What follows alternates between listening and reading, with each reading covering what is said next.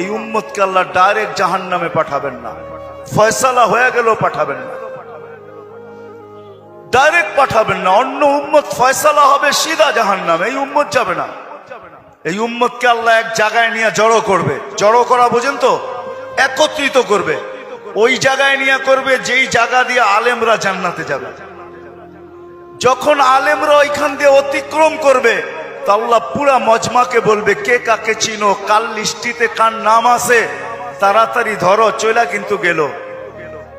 তো যায়া ধরবে, হযরত আপনার লিস্টিতে তো আমার নাম আছে, আপনাকে তো আমি চিনি, মহব্বত ছিল, ভালোবাসা ছিল, আসা যাওয়া ছিল, উঠা বসা ছিল, চলাফেরা ছিল, খাওয়া লওয়া ছিল, আর শুনেও আসতেছি আপনারা সুপারিশের অধিকার পাইছেন।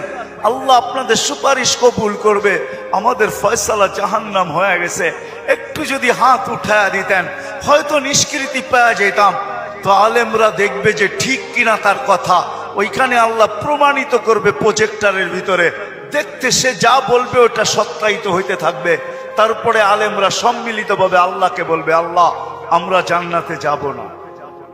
তা আল্লাহ বলবে, কেন যাবে না? এরা সবই তো আমগো লিস্টির মানুষ, সবই তো পরিচিত, এরা দুযোগে চলে যাবে আর আমরা জান্নাতে চলে যাব। রাসূলুল্লাহ সাল্লাল্লাহু আলাইহি ওয়াসাল্লামকে মুখ দেখাবো তো দেখাবো কি? যাব না। বলছে কেন, কখন যাবে? এদেরকে দিলে যাব।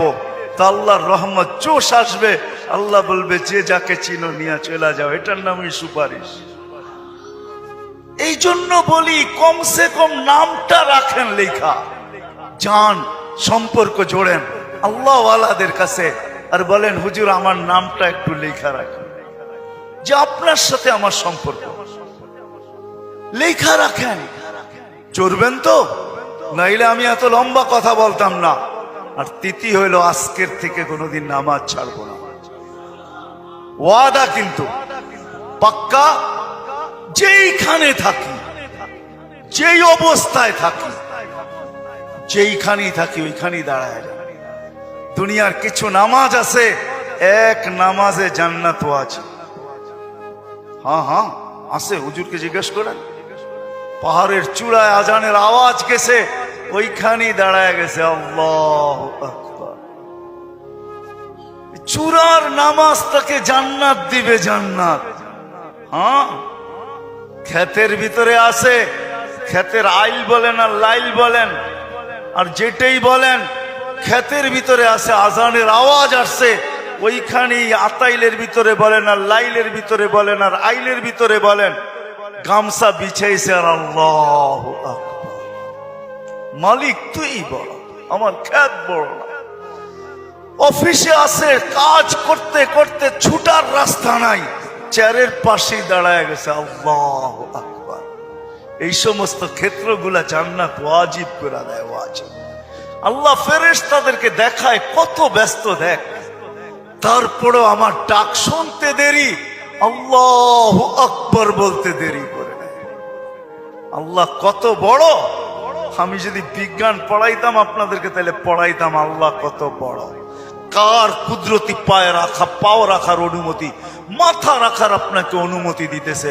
আল্লাহু আকবার শুধু তর্জমা জানি, আল্লাহ মহান, কিন্তু সৌরজগৎ দিয়া জানি না। যদি সৌরজগৎ পড়াইতাম তাহলে আপনাদেরকে আমি দেখাইতাম কত বড় আল্লাহর কুদরতি পায়ে আপনি মাথা টেকাইতেছেন, কত বড় আল্লাহ। এটা সৌরজগৎ পড়া ছাড়া বুঝে আসবে না আল্লাহ কত বড়। সৃষ্টি পড়া ছাড়া বুঝে আসবে না আল্লাহ কত বড়। উর্দু জগৎ পড়া ছাড়া বুঝে আসবে না আল্লাহ কত বড়। তখন আল্লাহ বড় বলবেন, কিন্তু দিয়া বলবেন, কিন্তু দোকান। আল্লাহ বড় মানি, কিন্তু দোকান কার কাছে রেখা যাব, অফিস কার কাছে রেখা যাব, ক্ষেত খামার কার কাছে রেখা যাব, কিন্তু বলবেন। আর যদি আল্লাহকে চিনার মতো চিনেন, তাহলে ওই সাহাবীর মতো বলবেন, নামাজে ব্যথা, নামাজে প্রতিবন্ধক। পাখি বাগানের ভিতরে ফরফর করতেছে, নামাজের ধ্যান ছুটা গেছে। ঘন বাগান ছিল, খেজুরের বাগান, তো পাখি ফরফর করতে যায়, নামাজের থেকে ধ্যান ওইদিকে সরা গেছে। সালাম ফিরাইতে দেরি, বাগান সৎকা করতে দেরি করে না। সৎকা থাকবে না বাঁশ, বাজবে না বাঁশি, থাকবি না, তুই ফরফর হবে না, আমার নামাজের ধ্যানও নষ্ট হবে না। আমি তো আল্লাহু আকবরের সামনে।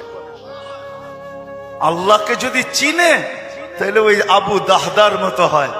এক খেজুর গাছ 600 খেজুর গাছের বাগান, এক খেজুর গাছের বিনিময়।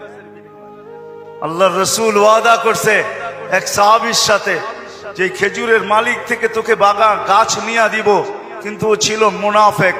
বলছে খেজুরের গাছ আমাকে দে, তোকে আমি জান্নাতে বাগান নিয়ে দিব।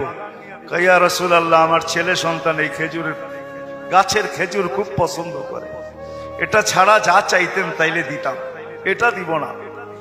আবু দাহদা পাশে দাঁড়ায়া শুনতেছিল, তো বলছে ইয়া রাসূলুল্লাহ, কানে কানে আমি নিয়ে দিলে দিবেন? অবশ্যই দিব, কেননা উনি মুনাফিকের রব চিনতেন। তো যা বলছে খেজুর গাছ বেচবি? আল্লাহর রাসূল রে দিলাম না, তোকে কি করে দেই? কতগুলা খেজুর গাছ হইলে দিবি না, এটা কতগুলা হইলে দিবি না? তো বলে খেজুরের সিজন চলতেছে, সব গাছে খেজুর ভরা। বলছে তোমার ওই 600 বাগানের 600 খেজুর গাছের বাগানটা আছে, ওইটা দিবা? তাহলে দিয়া দিব। ডান, দিয়া দিলাম। দেখ খেজুর গাছ ডন কয়া ছুটা শুরু করছে, কেননা আবু উম্মুদ দাহদা খেজুর বাগানের ভিতরে বাচ্চা কাচ্চা নিয়ে খেজুর পাহারা দিতেছিল, নিজে খেজুরের বাগানও ঢোকে নাই, বাহির থেকে দাঁড়ায় চিৎকার দিতেছে, উম্মুদ দাহদা কি হয়েছে? কয় জলদি বাহির হ, খেজুর গাছ বেচা বিক্রি হয়ে গেছে। কয় কোথায়? আল্লাহর রাসূলের সাথে জান্নাতের বাগানের বিনিময়।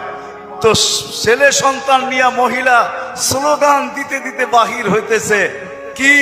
রবিহাল বাইয়া বা দাহদা, রবিহাল বাইয়া বা দাহদা। আবু দাহদা, বড় লটারি জিতা গেছিস তুই, বড় লটারি জিতা গেছিস। বাহির হয়ে চলে আসছে, 600 খেজুর গাছ দেয়া দিছে। আল্লাহর রাসূলকে বলছে, ইয়া রাসূলুল্লাহ, খেজুর গাছ কিনা ফেলছি। কয় কি দিয়া কিনছিস? কয় 600 খেজুর গাছের বাগান দিয়া কিনা নিছি। আবু দাহদা, আল্লাহ তোকে এর চেয়ে 10 গুণ বড় বড় জান্নাত দিবে। আমি তোর খেজুরের বাগান দেখতেছি জান্নাতের ভিতরে। সত্য এটা, ওরা চিনছে আল্লাহু আকবার কি জিনিস, ওরা চিনছে লা ইলাহা ইল্লাল্লাহ কি জিনিস, মুহাম্মাদুর রাসূলুল্লাহ কি জিনিস। এই জন্য ওয়াদা করেন আজকের থেকে নামাজ ছাড়বো, পাক্কা ওয়াদা। যুবকরা কি বলে? পাক্কা ওয়াদা। ইনশাআল্লাহ হুজুর দোয়া করবে, তারপরে এখান থেকে উঠা যাব, এর আগে কেউ যাব না। আমি আপনাকে চোখ খুলা দেখাইতে পারি, আমার চোখে চোখ উঠার কারণে কথা বললে অনেক জোর লাগে। আবার কালকেও প্রোগ্রাম আছে, ডেলি আছে। আসছি আমি 9 তারিখে, 1 মাস সফর করার পরে টানা আমাদের তাবলিগি সফর ছিল। 1 ঘন্টার জন্য এরকম কোনো সুযোগ ছিল না থামার। তারপরও চলে আসছি। উঠা চলে যাবেন? আল্লাহওয়ালা মানুষ, একটু আগেই তো আল্লাহওয়ালাদের সোহবত বলতেছিলাম। ইনশাআল্লাহ ওনার দোয়া শুইনা, দোয়া নিয়া তারপরে যাব। আল্লাহ আমাদের সবাইকে আমল করার তৌফিক দান করুন।